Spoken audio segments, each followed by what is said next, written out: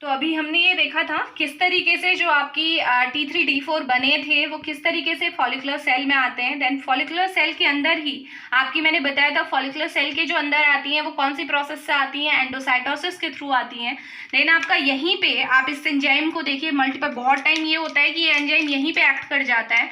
तो T3 T4 है, ये क्या करेगा, यहीं पे आपके लाइसोसोमल एंजाइम, क्योंकि यहाँ पे भी होते हैं, ये कौन से एंजाइम है आपके, लाइसोसोमल एंजाइम, ठीक है, लाइसोसोमल एंजाइम। तो ये लाइसोसोमल जो एंजाइम्स होते हैं वो यहीं पे भी एक्ट कर सकते हैं और यहीं पे क्या करेंगे, ये T3 T4 को अलग कर देंगे। देखिए T3 और T4 दोनों आपके क्या हो गए, फ्री हो गए, और जो आपका थायरोग्लोबुलिन का मॉलिक्यूल है वो यहीं पे आपका क्या हो जाएगा, इस तरीके से आपका फॉलिकुलर सेल में अलग हो गया, यानी कि T3 T4 इससे अलग हो गए। देन आपके ये T3 T4 जब भी आपकी बॉडी को नीड होगी, क्योंकि नीट के टाइम पे ही आपका ये हुआ था प्रोसेस, T3 T4 एक ट्रांसपोर्टर जिसे हम MCT ट्रांसपोर्टर बोलते हैं, मोनोकार्बोक्सिलेज ट्रांसपोर्टर, उसे यूज करके कहाँ आ जाएंगे, इस तरीके से इस ट्रांसपोर्टर के थ्रू कहाँ आ जाएंगे, ये ब्लड में आ जाएंगे। ये आपको दिख रहा है, ये आपका T3 है और ये T4 है। अब देखिए जो T3 T4 आया है, ये प्रोसेस, ये 5th स्टेप होता है, और 5th स्टेप को क्या बोलते हैं हम, क्या हुआ आपका, रिलीज ऑफ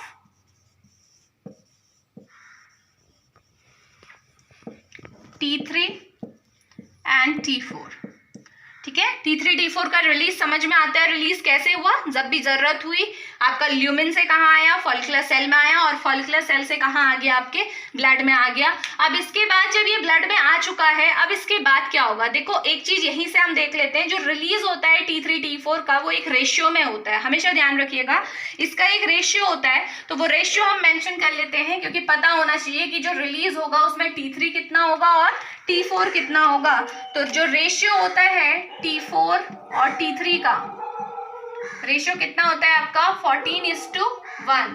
अगर 14 पार्ट आपका T4 रिलीज हुआ है तो उसके अगर उसके साथ देखें तो 1 पार्ट किसका रहता है, T3 का रहता है। तो ये रेशियो है एग्जैक्टली T4 और T3 का जो रिलीज होता है इनटू ब्लड सर्कुलेशन। अब देखिए यहाँ पे लास्ट पॉइंट आता है डिस्कस करने वाला, वो यही है कि ये T4 T3 में डिफरेंस क्या है। डिफरेंस क्या था, देखो केवल एक आयोडीन का ही तो डिफरेंस था। यहाँ देखो T3 में क्या थे, 3 आयोडीन थे, जबकि आपका T4 में कितने थे, 4 आयोडीन प्रेजेंट थे। यहाँ देखा था ना हमने, T3 में 3 आयोडीन है, T4 में 4 आयोडीन है, यानी कि डिफरेंस किसका है, खाली एक आयोडीन का है। तो देखिए जो T4 और T3 होते हैं इसमें से पोटेंट ज्यादा कौन सा होता है, T3, ठीक है। कभी भी क्वेश्चन अगर पूछा जाता है आपसे कॉम्पिटिटिव एग्जाम्स में भी, तो आपको क्लियरली पता होना चाहिए, हालांकि रिलीज आपका T4 ज्यादा होता है, लेकिन पोटेंसी अगर देखिए तो किसकी ज्यादा है, T3 की ज्यादा है, ये ज्यादा आपका एक्टिव होता है।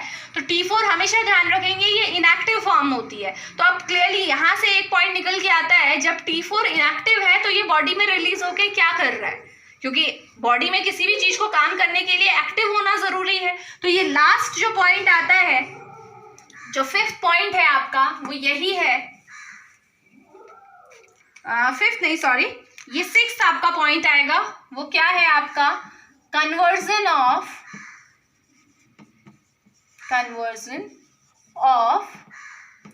T4 into to T3।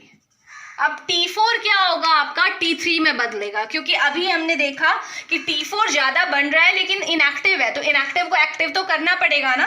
तो T4 जो बना था उसे हमें किस में कन्वर्ट करना है, T3 में कन्वर्ट करना है, और इसके लिए एक एंजाइम आपके ब्लड में प्रेजेंट होता है, उस एंजाइम का नाम क्या है, डीआयोडीनेज। ये बहुत इंपॉर्टेंट आपका क्वेश्चन बनता है। डीआयोडीनेज वो एंजाइम है जो T4 को आपकी थायराइड हार्मोन को एक्टिव फॉर्म में लाता है। तो आपसे कभी भी पूछ लिया जाए कि कौन सा आपकी थायराइड हार्मोन की एक्टिव फॉर्म कौन सी है, तो T3 है।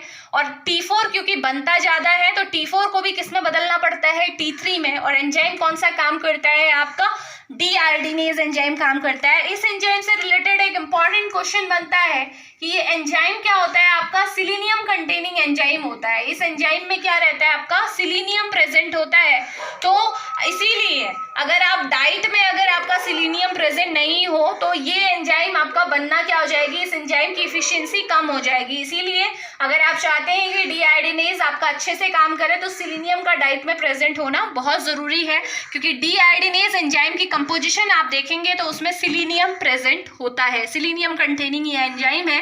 तो इस तरीके से लास्ट स्टेप कंप्लीट होता है कि जो T4 आपका बना हुआ है वो किस में बदल जाएगा, T3 में, और T3 अपने रिसेप्टर से बाइंड होके अपना एक्शन प्रोड्यूस करेगा।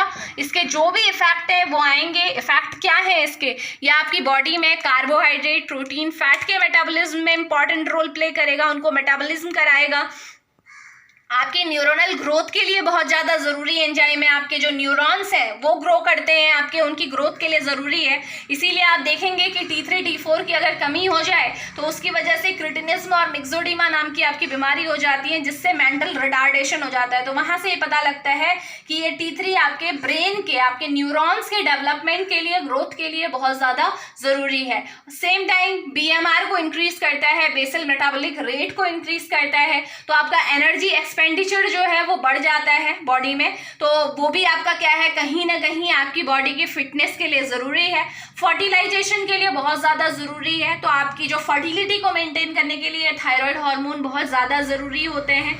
तो वहीं आपका क्या करता है, ये कैल्शियम के लेवल को भी आपका बैलेंस करता है आपका कहीं ना कहीं। तो इस तरीके से आप देखें तो T3 के बहुत सारे रोल्स हैं, और T4 आपका इनएक्टिव फॉर्म में कन्वर्ट हो जाएगी T3 में इन द प्रेजेंस ऑफ डीआयोडीनेज और अपने एक्शन प्रोड्यूस करेगी। तो ये 6 स्टेप आपके ऐसे हैं जो थायराइड हार्मोन की सिंथेसिस में आपको पता होने चाहिए, और इन्हीं स्टेप्स पे काम करके दवाइयाँ T3 और T4 को बनने से रोकती हैं। ऑक्सीडेशन, आयोडीनेशन, कपलिंग को अगर रोक लिया जाए या फिर आयोडाइड ट्रैपिंग को रोक लिया जाए तो कहीं ना कहीं आपका क्या होगा, T3 T4 की सिंथेसिस रुक जाएगी, और फाइनली अगर ये बन ही नहीं रहे हैं तो इनके एक्शन भी नहीं आएंगे।